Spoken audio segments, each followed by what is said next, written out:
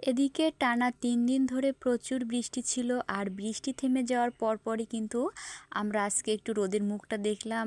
আর তো আমি সকালবেলায় আগে প্রথমে চলে এসেছি আমার সুন্দর মন জুড়ানো সবজি গাছগুলোর কাছে, আর এসে দেখি কি ৩ দিন বৃষ্টি পেয়ে ওরাও যেন নতুন রূপ ফিরে পেয়েছে। তো দেখো গাছগুলো কিন্তু কতটা সুন্দর চকচক করছিল আর কতটা সতেজ লাগছিল দেখতে। তো এতটাই কুমড়ো গাছগুলো বেড়ে গেছিলো, তো এখান থেকে ভেবেছি নিয়ে যে আমরা কিছুটা শাক কেটে নিয়ে খেয়ে নেব।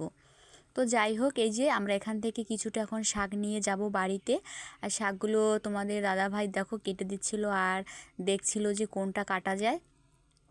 এখান থেকে কিছু মোটা মোটা দেখে গাছের ডগা আমরা কেটে নিয়েছি, আর বেশি পরিমাণেও নেব না, কারণ যেহেতু আমাদের গাছের শাক সবজি, তো আমরা সবসময় চেষ্টা করি টাটকা টাটকা নিয়ে খাওয়ার। তো এদিক থেকে আমরা কম নিয়েই মাত্র 3টা ডগা নিয়ে নিয়েছি, আর এই 3টা ডগাই দেখো নিয়ে তারপরে যাব বাড়িতে। তো এখন পর্যন্ত কিন্তু কুমড়ো গাছে আমাদের কোনো ফুল আসেনি। যখন ফুল ফোটা শুরু করবে তখন আমরা কিন্তু সবসময় কুমড়ো গাছের ফুল নিয়ে চপ তৈরি করে খাই। তো তোমরা কারা কারা কুমড়ো ফুলের চপ খেতে পছন্দ করো অবশ্যই জানিও, আমাদের কিন্তু ভীষণ পছন্দের একটা খাবার। তো যখন ফুলগুলো ফুটবে তখন তোমাদের অবশ্যই শেয়ার করব যে আমরা কিভাবে কুমড়ো ফুলের চপ খাই। তো বেশি কিন্তু মজা লতা পাতা খেতে। তো সকালে এখন একটু বাড়িতে হালকা পাতলা নাস্তা করে নিচ্ছিলাম সবাই মিলে, আমরা 3জন মিলে এখন এটা খাবো। তো খেয়ে দিয়ে হচ্ছে বাকি কাজগুলো করব, সেই পর্যন্ত কিন্তু তোমরা আমাদের ভিডিওর সঙ্গেই থাকো আর দেখতে থাকো যে আমরা কি কি করি। তো নুডলসটা কিন্তু বেশ ভালোই হচ্ছিল, আর আজকে আমরা কিন্তু সস দিয়ে দিয়ে এটা খেয়ে নিচ্ছি সবাই। সকালবেলায় কিন্তু আমরা যেদিন যেরকম মন চায় সেদিন সেরকমই জলখাবারটা খাই।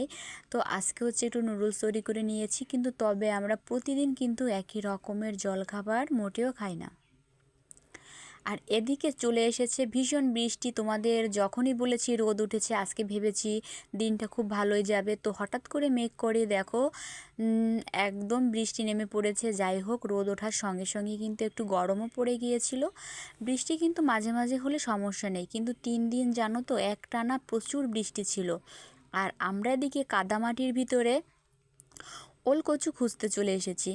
আর এই ওলকচুটা আমরা আশা করছি খুব বড় সাইজের হবে। তোমরা বলতেই পারো যে আমরা এটা উঠানের আগে কি করে বুঝলাম যে এতটা বড় সাইজের হবে, তোমরা বলতেই পারো। তো তোমাদের আমি আগেই বলে দিচ্ছি, এই যে আমরা প্রতি বছর করে কিন্তু 2-3খানা ওলকচু উঠিয়ে থাকি। তো সেই অনুসারে আমাদের একটা কিন্তু আইডিয়া হয়ে গেছে যে আমরা কিন্তু গাছের চেহারা দেখলেই বুঝতে পারি যে এটা কতটা বড় সাইজের হবে। তো তোমরা দেখো, তোমাদের নিশ্চয়ই দেখানো হবে যে কতটা বড় সাইজের ওল আমরা উঠাইলাম। এদিকে কিন্তু ওলকচু খুঁজতে একটুও টাইম লাগে না। আমরা কিন্তু প্রতি বছরই এভাবে আমরা 2-3টা ওলকচু উঠিয়ে খাই, আর এটা যারা যারা না খেয়েছে তারা সত্যিই বুঝবে না যে এটা কতটা ভালো। আমাদের এই ওলটা খেতে যতটা ভালো ততটা হচ্ছে রান্না করলে একদম গলে এতটা সুন্দর নরম হয়ে যায় যেটা বলার যায় না। তো দেখো কতটা বড় সাইজের, তোমাদের দাদাভাই তো বললো যে 5 কেজি তো হবেই ওয়েট, তার বেশি হবে কিন্তু কম হবে না। ভিডিওতে কিন্তু যে কোনো জিনিসই একটু ছোট দেখায়, যাই হোক কিন্তু ওটা অনেকই বড় সাইজের ছিল। আর এদিকে ছুলে নিচ্ছিলাম একটা নারকেল, কারণ তোমরা দেখেছো যে গাছ থেকে কুমড়োর ডগা নিয়ে এসেছি কুমড়া গাছের, আর সেই ডগায় কিন্তু আমার আজকে নারকেল প্রয়োজন। তো ঝট করে তোমাদের দাদাভাইকে একটা নারকেল দিয়ে দিলাম ছুলে নেওয়ার জন্য। আর শুধু নারকেল দিয়েই কিন্তু কুমড়োর ডগা আজকে আমি ভাজবো না, ছোট কাঁকড়া আছে, ছোট কাঁকড়া আর নারকেল মিক্সড করেই কিন্তু আমি কুমড়োর ডগাটা ভেজে নেব। আর এদিকে আমি বিরিয়ানি পছন্দ করি। তো দেখো আমার বড়বাবু আমার জন্য 1 প্যাকেট বিরিয়ানি নিয়ে এসেছিলো, যদিও এটা আমি একা খেয়ে পারবো না, তো মেয়ে আর আমি দুজনে মিলেই কিন্তু এটা সাবার করব। যাই হোক, এখন এই পর্যন্ত থাক, আমি একটু রান্নাটা চাপিয়ে দিয়ে তারপরে আমার পছন্দের লোভনীয় খাবারটা কিন্তু আমি খেয়ে নেব। তো এদিকে কিন্তু দেখো তোমরা জানো কিন্তু যে আমরা কিন্তু কম বেশি বিলের মাছ সবসময় বাড়িতে নিয়ে আসি।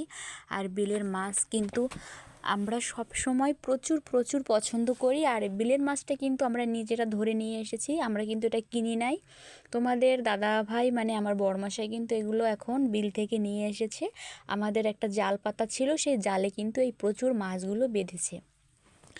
আমরা কিন্তু হাত দিয়েও বৃষ্টির সময় মেঘের ডাকে কই মাছ ধরেছি, সেটা তোমাদের মাঝে শেয়ার করেছি। তবে আজকের মাছগুলো কিন্তু জালে বাঁধা মাছ, আর এভাবেই কিন্তু ধরে নিয়ে এসেছে। দেখো কিছু কিছু মাছ কিন্তু জ্যান্ত আছে, কিন্তু এখানে থালায় রেখেছি বলে ওরা নড়াচড়াও কম করছে, কিন্তু কিছু কিছু মাছ মরেও গিয়েছে। তো সব মাছ তো একরকম হয় না।